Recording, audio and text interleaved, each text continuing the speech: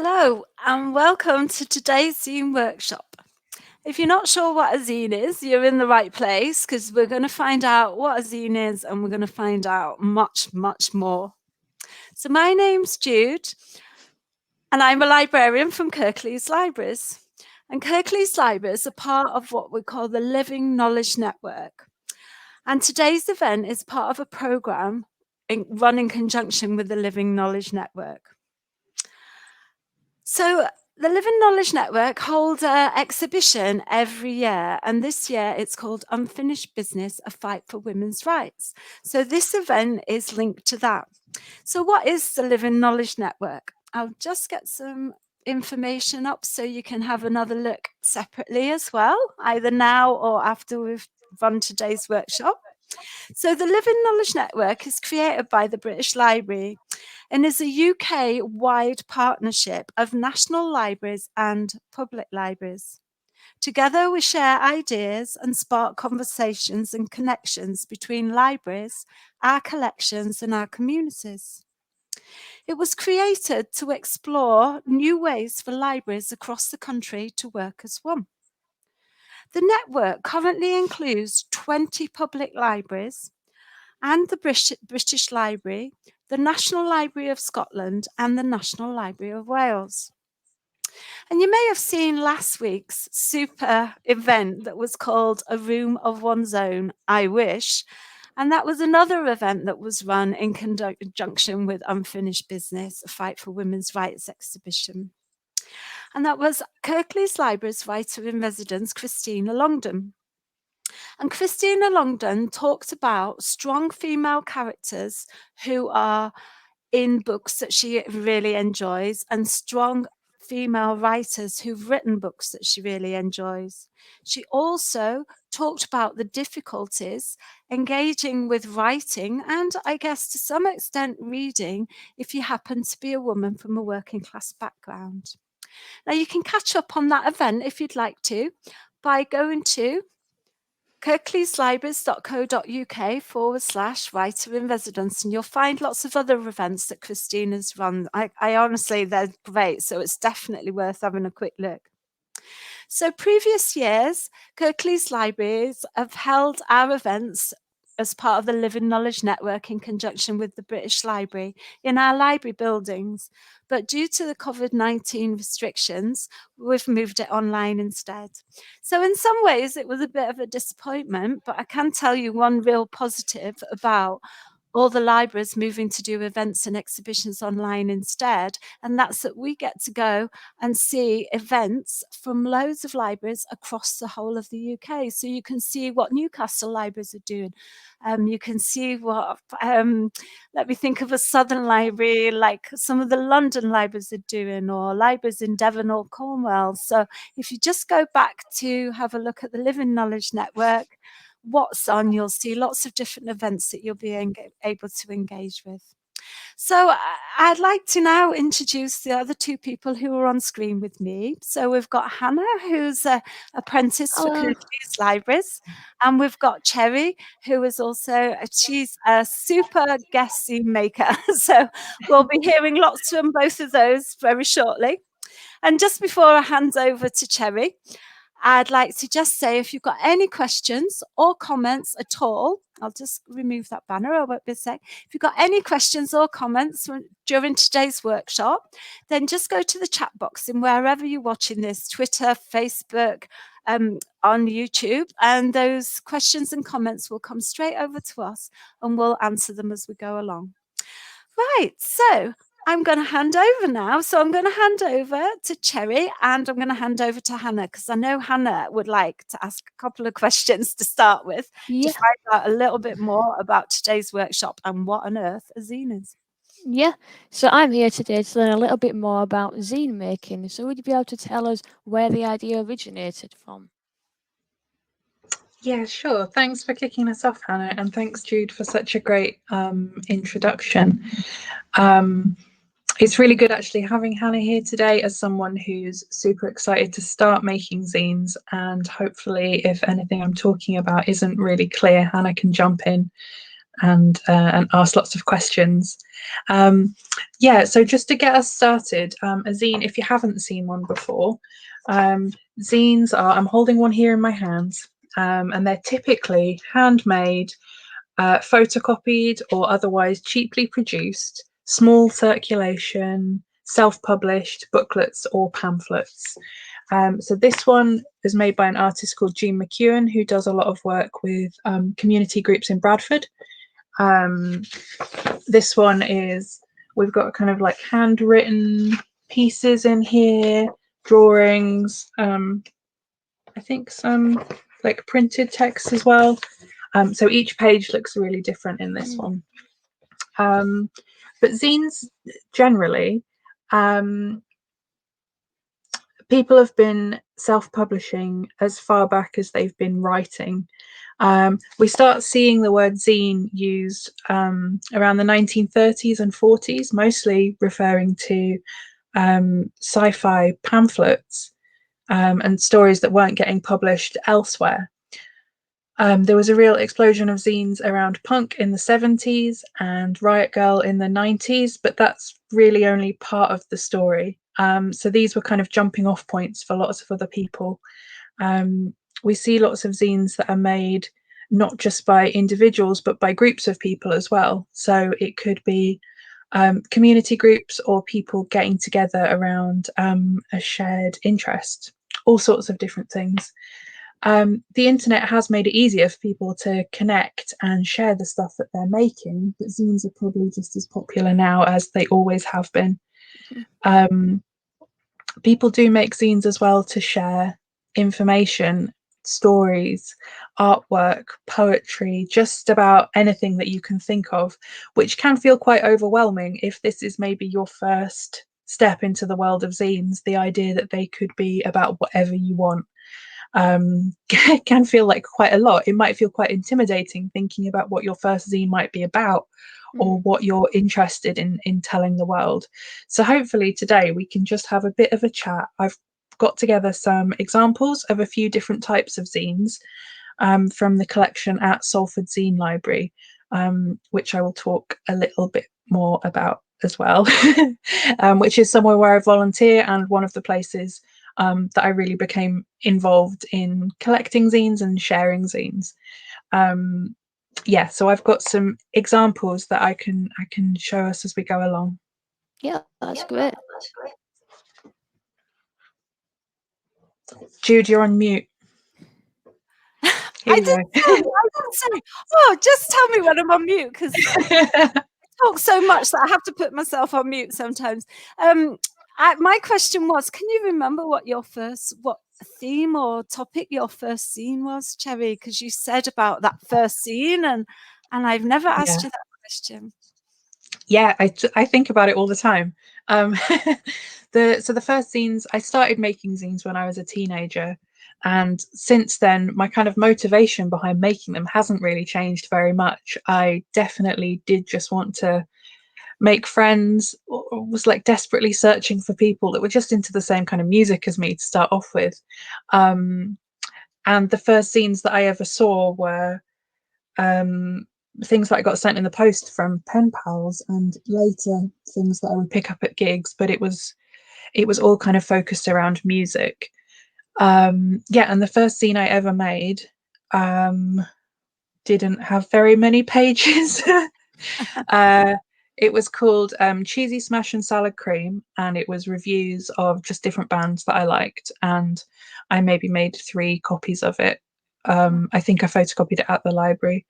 But the first zine I think I had that I really treasured was a music zine that I'd got from I just used to listen to John Peel on the radio, and he would read out, or people would send in zines, and then he would read out their address on the radio and say, send £1 to this address and they'll send you a zine. So that's kind of how I first made contact with zines.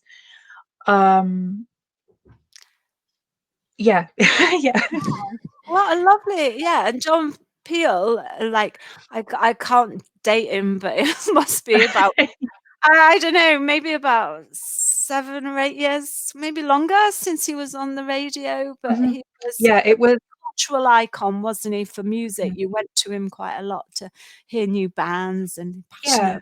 music And stuff. this was kind of pre-internet, or like early days of the internet. So my early kind of exposure to zines kind of ran in tandem with like getting online for the first time and using music forums and chatting to people about bands and stuff that we were into. So it was kind of just like one inroad into sort of alternative culture, and one of the things that has stuck. So yeah, the zines I'm making now are maybe slightly more sophisticated, but maybe not actually. They're really similar to the ones I was making when I was 15. Fantastic. So Wow. how do you share the zines that you make? How do you get them around to different people? That's a great question, Hannah. When I started making them, I would pretty much just make a few copies for friends. And I wasn't really thinking about, I suppose, distributing them any further afield than that. And over the years, I've kind of experimented with, I suppose, like what was available to me. So a lot of the time, that was photocopying, because it's the cheapest way usually to Yeah. print lots of copies of something. Um, in the kind of mid 2000s, I was involved in a zine project called the Chapess, which was the first zine project that I'd been involved with, which was kind of a group project. So I would put a call out for different issues. People would send me things to put into the zine, and I would put it all together. So everyone would have a page or a couple of pages within the zine. And that was the first one I made that maybe had a bit of a further reach. And I started looking at how, yeah, I could make more copies of it. And kind of out of that, I started a zine distro, which started off as a shoebox full of zines, ended up as a website, meant that I could go around to zine fairs. But really, all that means is I would help to distribute other people's zines and my own zines. So a lot of the time, that was stuff that I'd made and stuff that had been made by people who were then involved with the zine projects I had on the go at any one time. So it was all very DIY. But with lots of help from lots of friends, it kind of grew into something a bit bigger. What materials did you use to make them? Were they all made out of the same material, or did you use different ones each time? Yeah, so I kind of changed my method a little bit. So I did start off doing, I mean, I still do a lot of collage, and we'll kind of come to, we've got a little demo video we're going to watch in this session in a little while. And I have brought together some examples just of different sort of collage techniques. So you can make a zine completely by hand with scissors and glue. You might just make one copy of it. That's as legit as making 100 copies of something. The way I do it now, a lot of the time, is I will make single pages by hand. So this is just one of our examples that we're going to get to in a bit. So this is just a mixture of handwritten text and printed, sort of computer paper and just pictures from magazines. So I'll tend to still make a lot of my pages individually like this by hand, and then scan them in and put them together on the computer, because I have found it's easier to have a PDF saved on the computer, just to print from, or then to email to people, which is maybe kind of a far cry from the stuff I started off doing. So yeah, there are a few different ways you can go about doing it. What I'm going to share today is just like a few of the methods that I use, and like a few of the things it's definitely easy for us to all do at home at the moment. You don't need any special equipment at all. And there's lots of things you can use that you probably have lying around. Cool. Fantastic. So shall we jump to the little video about how to make a zine? Is that a good step into that now, Terry, do you think?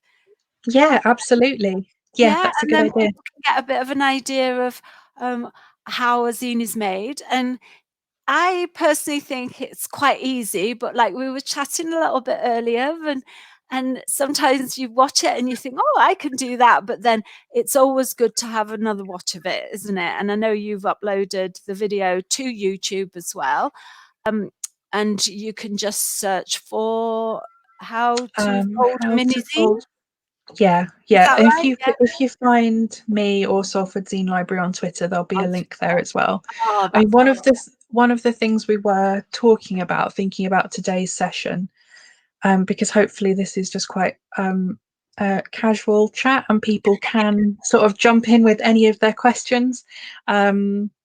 But yeah, so the video is a little demo of how to make a little mini zine. This is just a blank piece of paper folded into a tiny zine.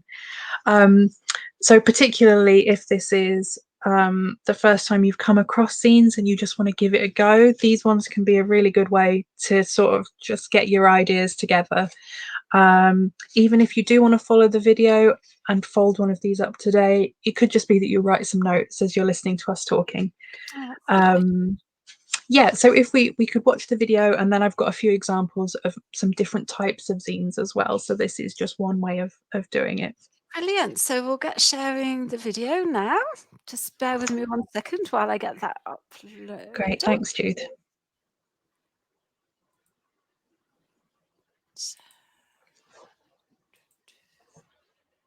Okay. For scale, this is a sheet of A4 paper. Most zines are A5 booklets like this, which you can see are made up of folded A4 sheets. So this one's been stapled, super simple. But there are lots of different ways of folding your zines. There isn't really a right or a wrong way to do it. This just happens to be one of the easiest.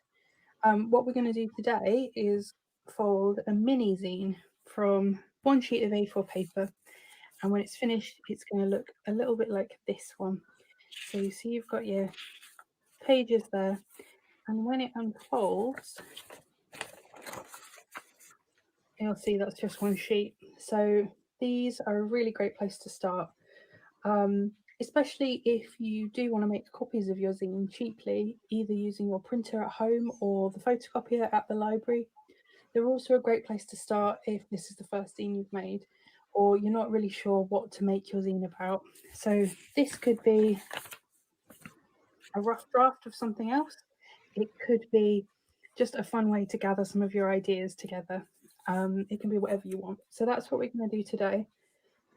All you're going to need for this is your piece of A4 paper and a pair of scissors. We're going to start by folding this sheet in half lengthways. So it looks like this.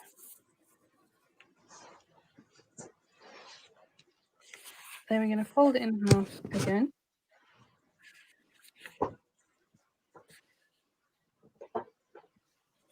Try and be as neat as you can, but don't worry too much because we will have a chance at the end to neaten up any of these folds. Then we're going to fold it in half one more time. And it'll look like that.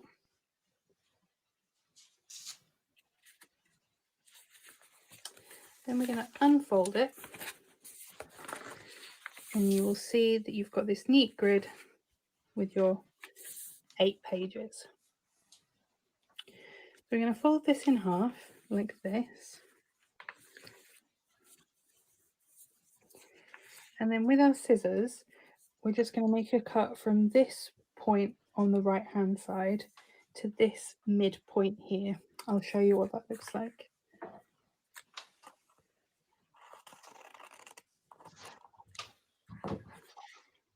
So that's how it'll look while it's still folded up.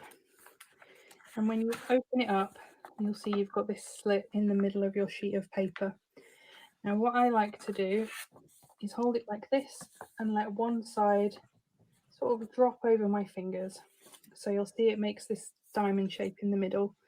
It looks a bit like a mouth. That's what you're looking for. Now, if the paper that you're using is quite thin, like mine, I'm using printer paper, you can gently push these two sides together and you will see it kind of starts to fold itself. So that's the kind of shape you're looking for. When you get to that point, you want to just set it down on the table. And what we're doing here is just lining up these corners, and I'm just going to press down on those folds again. Make sure they're all nicely lined up. Each of these pages. So all I'm doing is just going over those folds.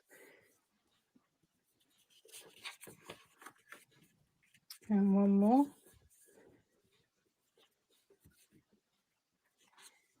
And there we have our 8-page zine ready to be filled.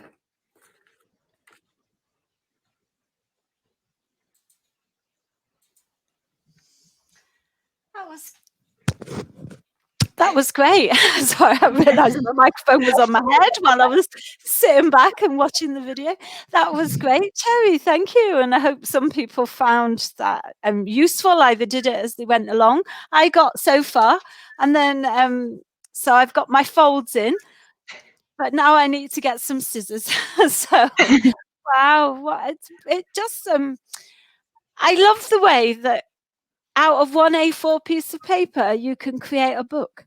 I just think it's almost magic, really, you know. And you can do it with any size paper as well, as long as it's kind of vaguely a rectangle to start off with. Yeah, just experiment with that method on whatever you can get your hands on, because there's quite a lot you can do with it. I've got a couple here as well that are more like comics. So this is just made from one sheet. It's just a one-page comic like that, and it's just one piece of card. So even if you like the idea of making something with one sheet, it doesn't necessarily have to be a tiny little zine like that. So that one's just a one-page comic like that. And this one also is a comic that unfolds into an A3 poster. Oh, wow. So obviously when we can get back into libraries and you can get your hands on that photocopier, most of them will do A3 printing as well. So this could just be the first thing you make, and you know, your imagination can run wild a little bit after that.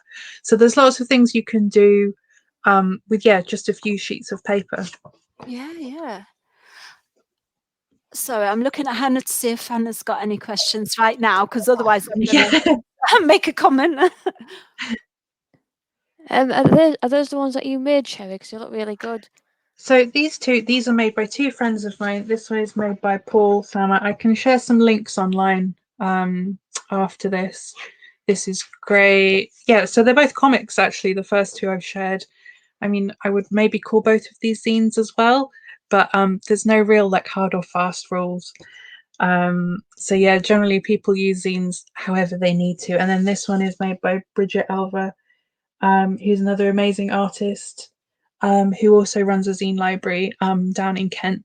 So I will share links of like all of these people's work as well, because I've got a few different things to share. Yeah, they're brilliant.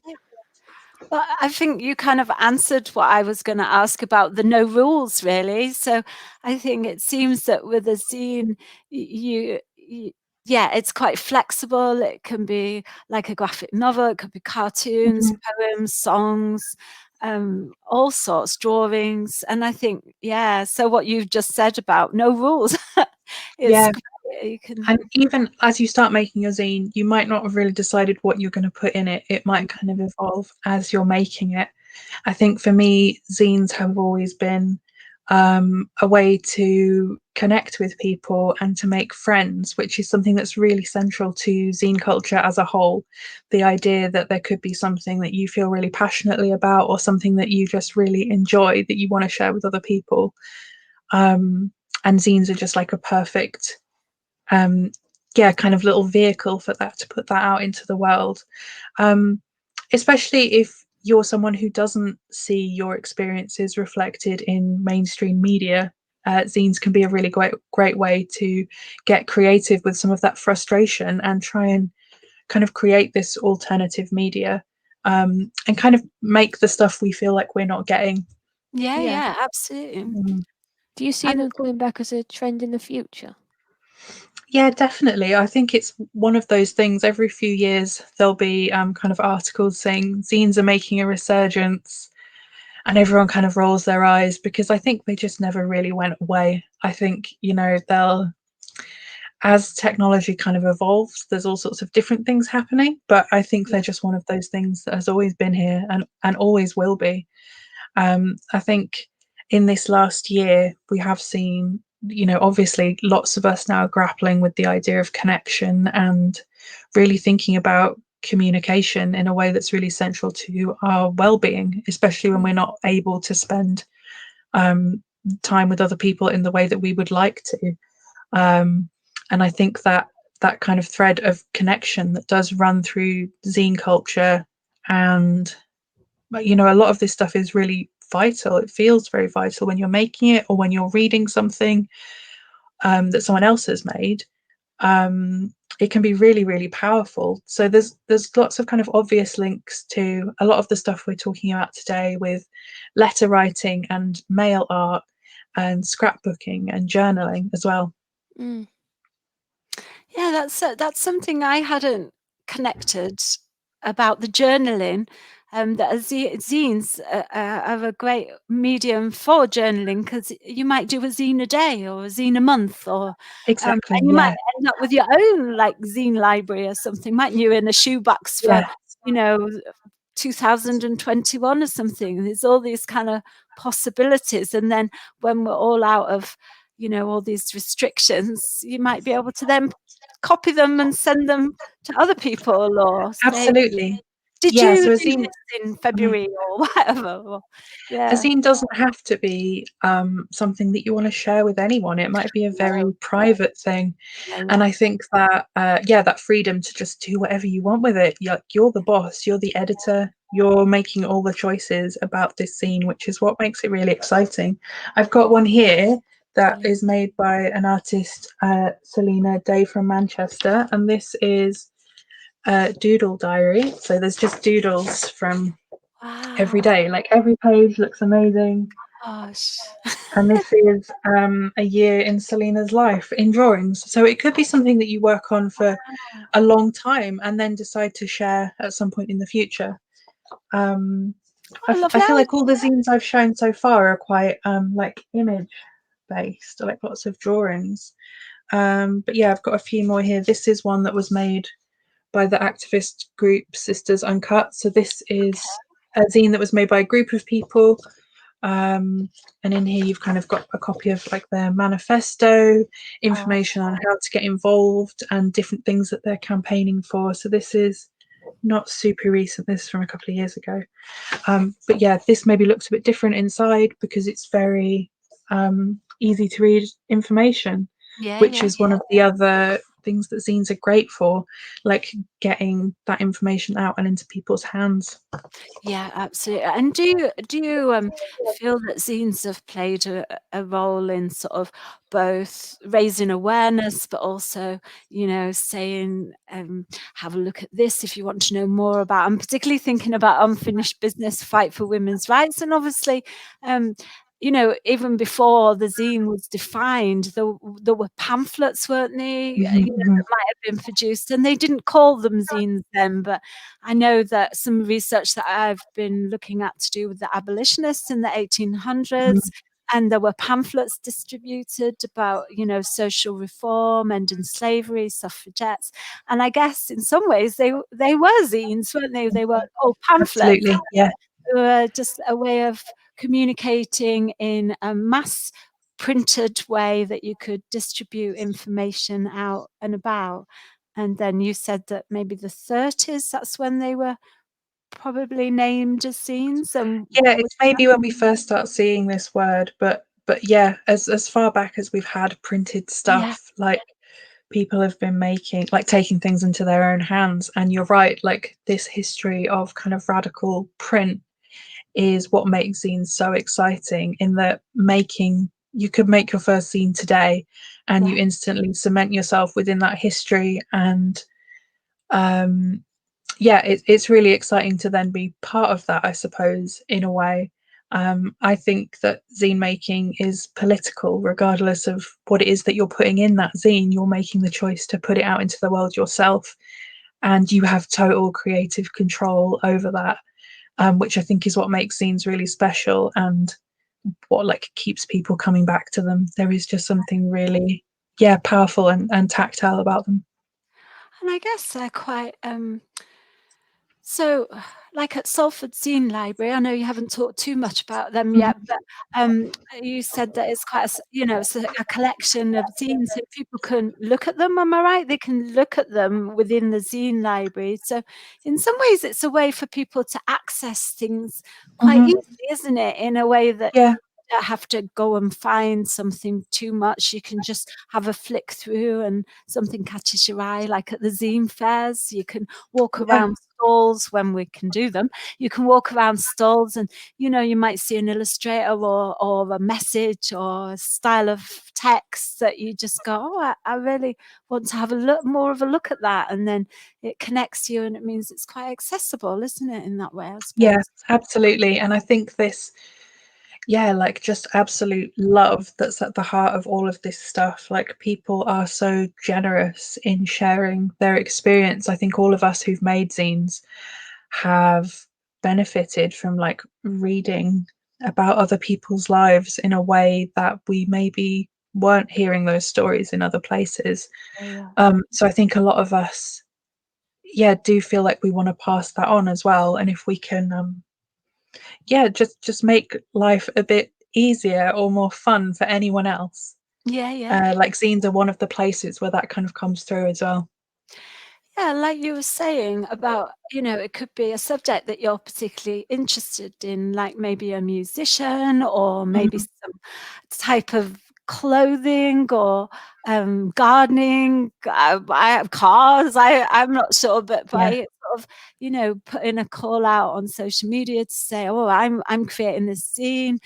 Is anyone out there who's mhm. interested in a certain, I don't know, quite niche type Yeah, of dress? And then um, yeah. The you more might, the stranger yeah, sounding, the better. yeah, and you connect and you go, "Oh, there's, like, hundreds of people who like the same things as me," Yeah, they might be in Japan or New Zealand or next I door. think if there's if you're watching this and you're thinking, I wonder if there's a zine about XYZ, get on Google after this and just have a little search and kind of delve into what comes up.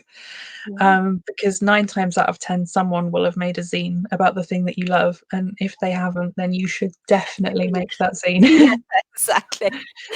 Hannah, did you have any other questions that you'd already been thinking about, or should we ask Cherry a bit about how to actually collage and things like that? Should we have a look at the collage? How we Mhm. collage them? Yeah, Oh, sure. I was just going to say a little bit about Salford Zine Library because I oh yes, realise of you've course. mentioned that and I haven't really said what that is. Um, so Salford Zine Library is a collection that started off life in Salford, and for the last few years has been in central Manchester. So it's run by a really small group of volunteers. It started in 2010 and it started just from a personal collection that was in the artist studios at Islington Mill. So since it moved into the centre of Manchester, we kind of had a purpose-built space within Nexus Art Cafe. So it was open. It's strange to talk about this in the past tense now, Mm, but it I was know. open 7 days a week whenever the cafe was open. And it was quite unique as a zine collection because it was open access more so than a lot of other collections that are maybe within different institutions, or this one you could just walk in. It wasn't a lending library, so you could just spend time there and read the zines. Just a really magical place. So we currently hold around 2,000 zines, and that's all made up from donations over the years. So it's a real mix of kind of current stuff that's been made in the last 10 years or so, and some older zines that have been donated from people's collections. So we have got a few things that kind of date back to the late 60s and 70s, but it's mostly zines that have been made within the last 10 years. So within that, we've got a lot of stuff that is local to Manchester, and quite big. A lot of stuff within that, a lot of football zines, lots of LGBT zines, lots of zines, which are generally kind of personal zines, which maybe read more like like letters, I guess. So we've got loads of them. We're kind of in free fall at the moment, like a lot of people, because the venue we're at closed down due to the pandemic. So the best way at the moment to find out more about the Zine Library and hear about the latest stuff, I suppose, when we pick up somewhere else, is to find us on Twitter or have a look at our website. We'll be kind of posting updates on there. So I got involved with Salford Zine Library when I moved to Manchester in 2012. I live in Huddersfield now, so I'm kind of like the remote arm of Salford Zine Library. But yeah, pre-pandemic, a lot of the stuff we were doing was taking selections of the collection round to different museums, libraries, schools, and different events, and really helping people to engage with that material, because we've kind of got so much there. We just want as many people to benefit from it as possible. Because that was the plan for us, wasn't it? Yeah. Way back when we had our first conversation, which was probably February or March 2020, and we were hoping to have a small zine fair with a few zine makers. And Cherry very kindly said that she'd bring a few items from Salford Zine Library for us to look at while everybody to look at when they came to the zine fair, and maybe incorporate them into an exhibition that we were doing. So it doesn't mean that's come to an end either. That's something that we'll still be, fingers crossed, hopefully doing at some point within the library setting, because I think it's such a great relationship. Zine fairs and libraries seem to coexist very, very nicely, I think. Absolutely. So. Yeah, I agree.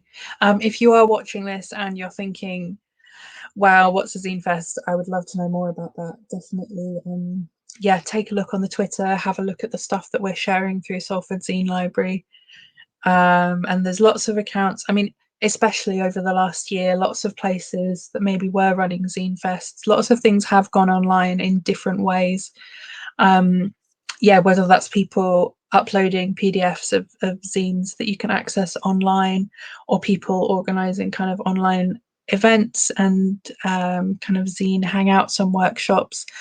There's all sorts of different things popping up. Definitely have a look if any of that has kind of sparked something in you, and you want to know more about it. Lovely.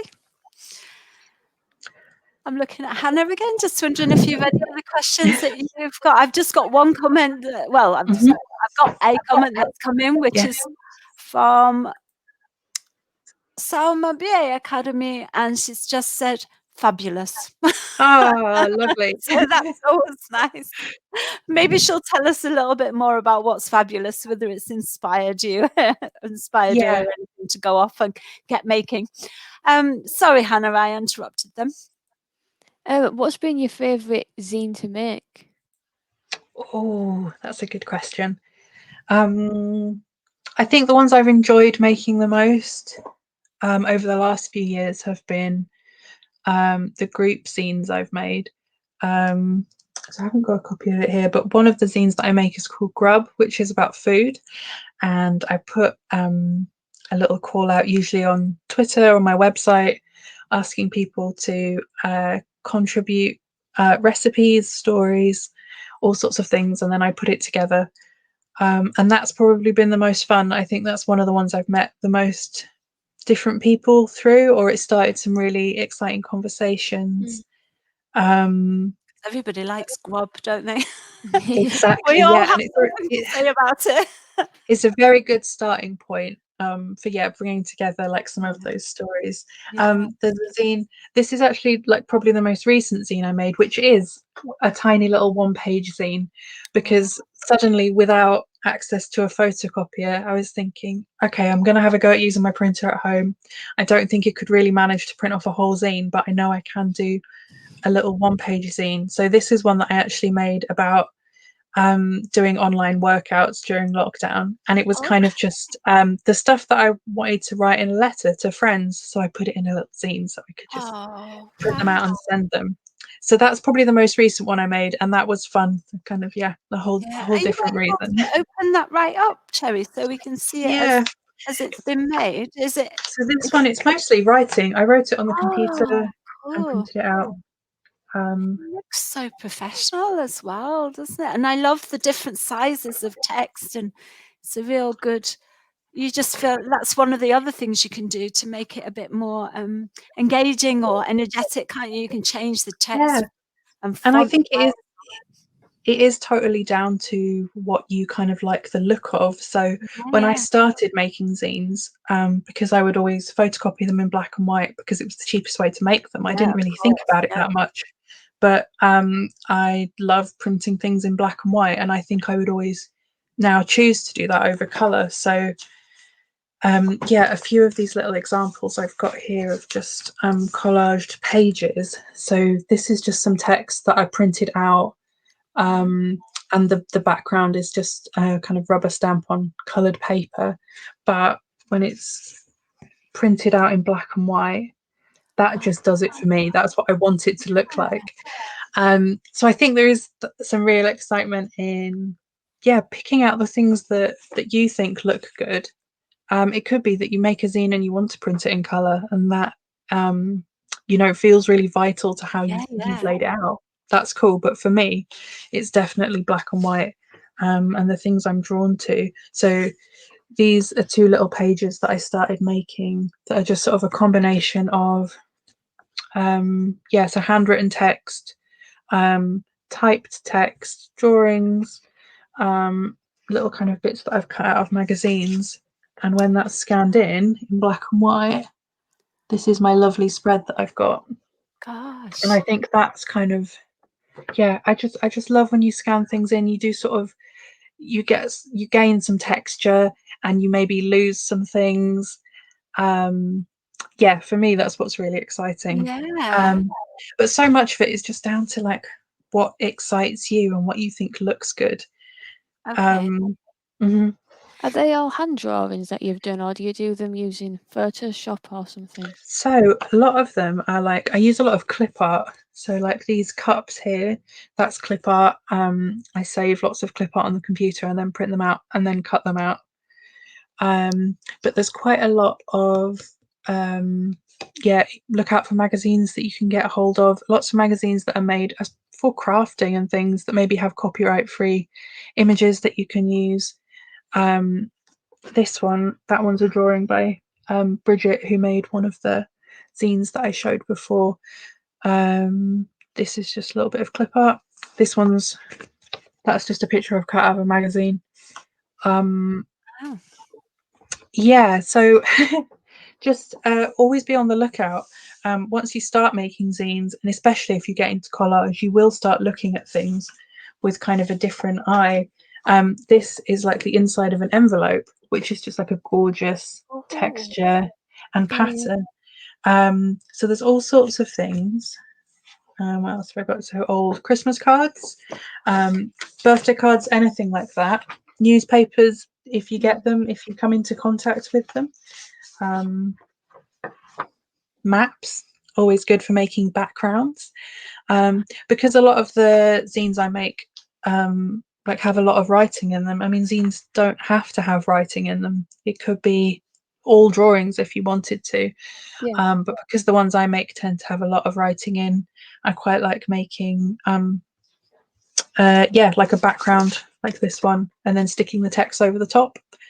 But it's totally up to you. This is another little one just with the text kind of stuck on top of a picture from a magazine.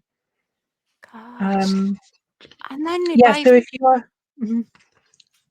oh, sorry, I get carried. I was just thinking, yeah, by doing them in black and white, it sort of adds an extra dimension to them, almost, doesn't it? From being a something you've cut out of a magazine, it kind of loses the magazine, but gains some kind of extra, I don't know, depth to it, or extra Totally, becomes an object or a background or another part of the art, doesn't it? That is a bit different. Yeah, I like that. yeah, absolutely. And I mean, obviously things are kind of limited at the moment in terms of what we can do at home, but if you do have access to a printer, and printing things in black and white at home is maybe going to be the way to go. You can experiment with putting coloured paper into the printer, or I don't know if I've got a coloured one here. This one's got a coloured cover, so just printing in black and white on a coloured piece of paper will give it a whole different feel as well. Yeah, so there's lots of different things that you can kind of experiment with. So do you have like a big box that you just put everything in and go, I oh, I do, yeah. like keep that, and then it becomes Yeah.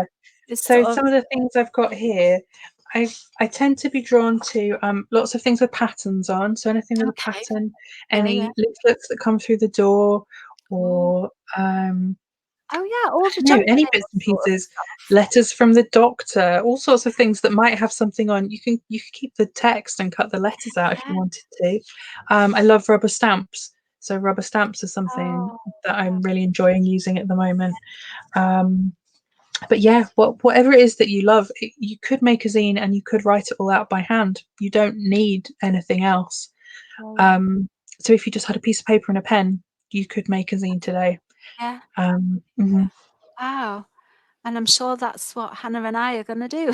Yeah, I'll have to have a go. I'll bring us all back in because I'm just conscious suddenly we're at What 10 time to is it? 12. We're at 10 to Oh, 12. okay. I know, crazy.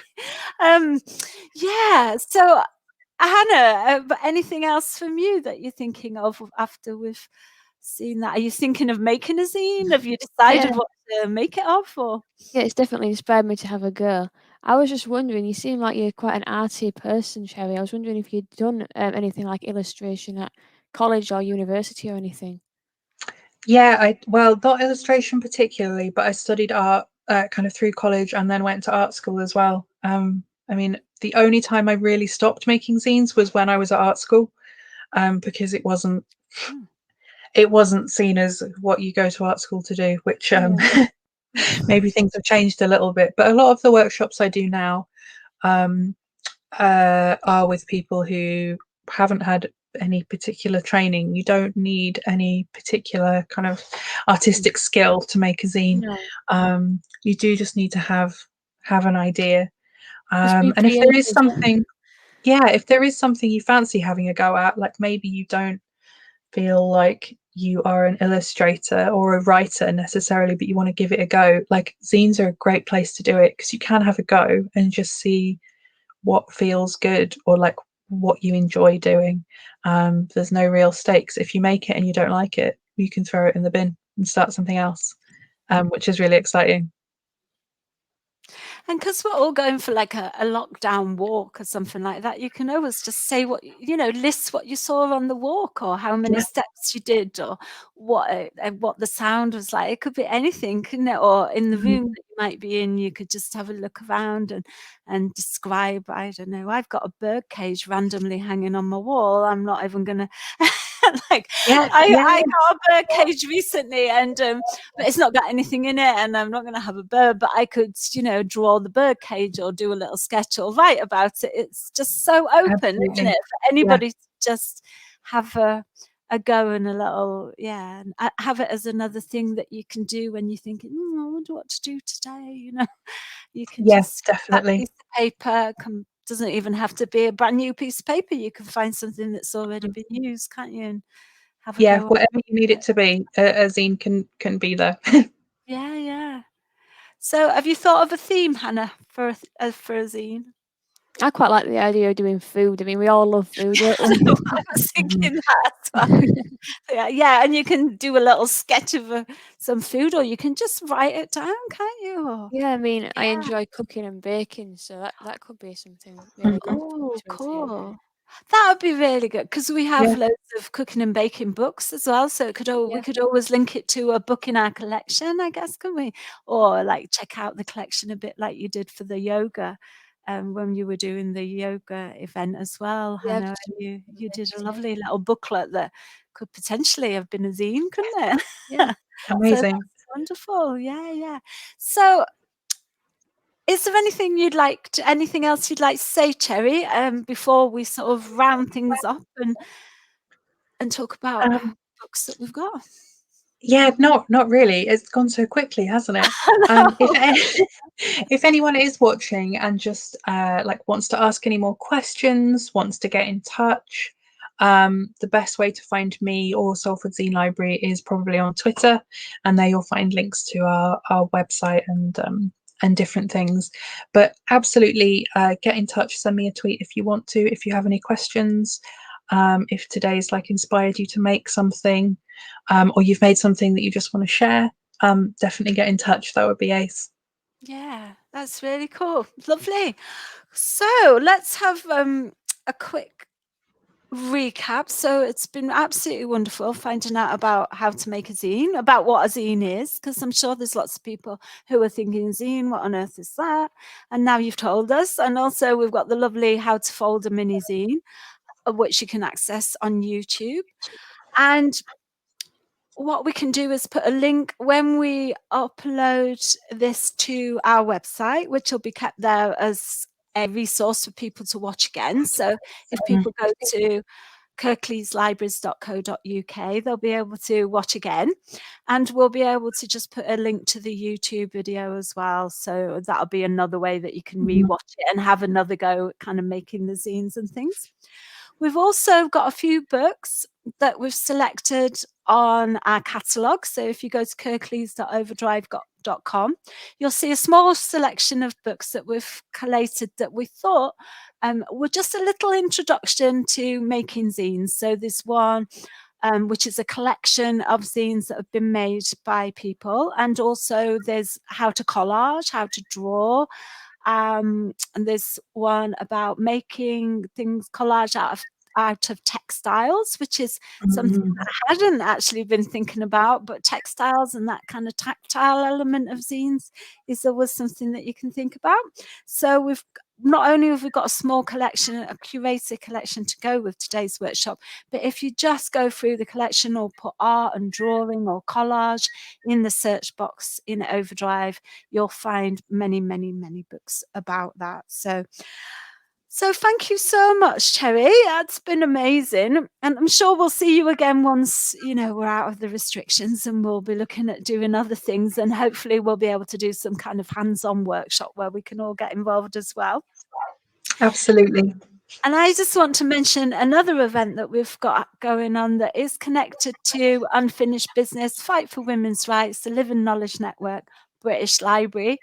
And that's going to be sometime in February. We've just got to double confirm it before I give you a date. So the best way to find out about our next event is to go to kirkleyslibraries.co.uk, or find us on Twitter with Kirkleys Libraries, or on Facebook, Kirkleys Libraries. We've got In Conversation with 4 women composers. They're composers, but they're also musicians and artists. So it's going to be super excited. They all studied at Huddersfield University, so they've all got that in common. And I think it's going to be really great. You'll find out about how they got into composing. You'll hear a little bit of their music. There'll be a general chat about what it's like to be a female composer in 2020, 2021. And hopefully we'll see you there. So that's free. It'll be streamed live on all our usual channels, which is Facebook, Twitter, and Facebook, Twitter, and YouTube. I was thinking Instagram there, but we don't do live on Instagram yet. But we do upload videos, etc., onto Instagram. So, okay, so I think we shall. I feel really sad to say. I think we shall leave it there, because it's just been so wonderful hearing about zines and how open they are for people to have a go, and how they enable people to connect. Again, a really important thing that is now.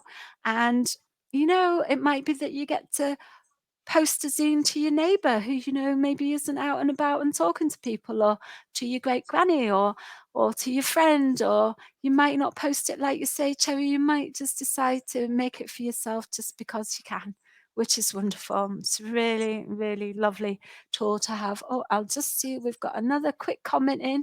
So that I'll just bring that up from Julian Bradley. I think this is a great one to finish on. This was so good, really useful and enjoyable.